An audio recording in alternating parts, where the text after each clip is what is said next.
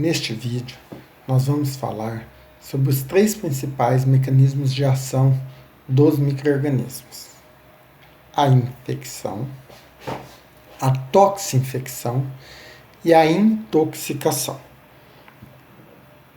Na infecção, o micro-organismo se utiliza do tecido ou da célula viva do hospedeiro. Dessa forma, ele acaba utilizando como substrato ou alimento alguma parte do hospedeiro. Um exemplo bastante clássico de infecção é o provocado pelos vírus. Então, o vírus necessariamente ele provoca um processo infeccioso. E por que o vírus provoca esse processo infeccioso? Porque no processo de reprodução, o vírus necessita da utilização do maquinário da célula do hospedeiro. Ele precisa do processo fisiológico celular do hospedeiro para poder garantir o seu processo reprodutivo. Ele não faz a reprodução fora do hospedeiro. Dessa forma, ele utiliza a célula do hospedeiro para fazer a sua reprodução e, após executar a sua reprodução, para que essas células voltem ao ambiente externo, à célula, ele provoca a destruição celular, ensejando o prejuízo ao hospedeiro. Outros micro-organismos, como bactérias e fungos, também provocam processos infecciosos.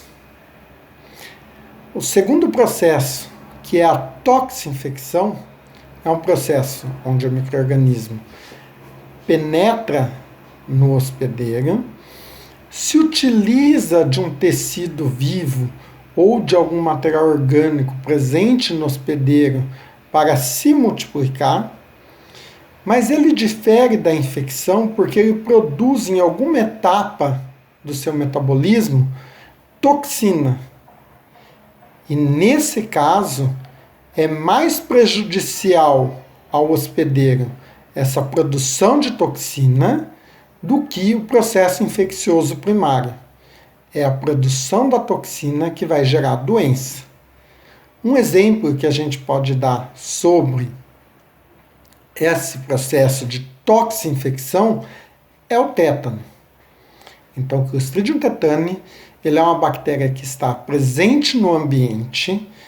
Quando um animal, uma pessoa, sofre uma lesão e tem a porção da pele exposta, tendo o tecido mais íntimo exposto, o Clostridium tetani pode ter acesso.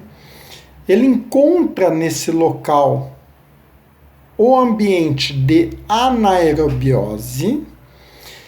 Encontrando o ambiente de anaerobiose, o Clostridium que estava no ambiente passa da forma esporulada para a forma vegetativa.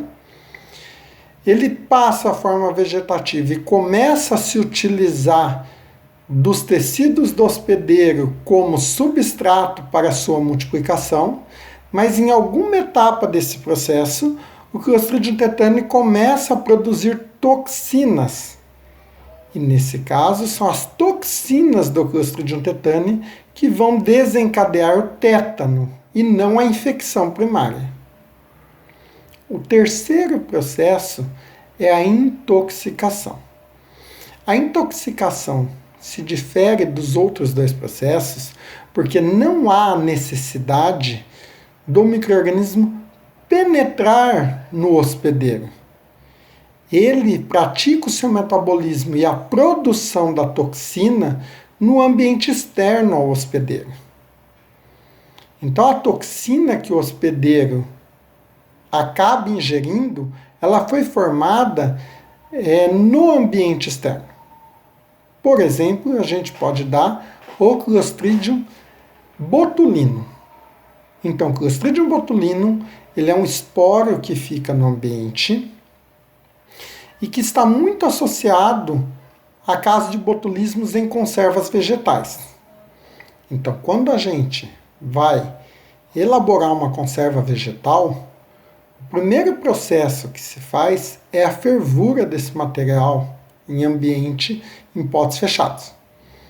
Quando você faz a fervura, o esporo continua presente, porque esse processo térmico ele não é capaz de matar o esporo. Como ele não destrói o esporo e você forma um ambiente anaeróbio, o esporo pode passar à forma vegetativa e iniciar a produção de toxina dentro dessa conserva vegetal. Por isso que sempre que fazemos uma conserva vegetal, existe a necessidade de se provocar a acidificação dessa conserva vegetal a um pH abaixo de 4,5. Porque abaixo de 4,5, o esporo do Clostridium botulinum não consegue passar a forma vegetativa e se ele não passa a forma vegetativa, ele não produz a toxina.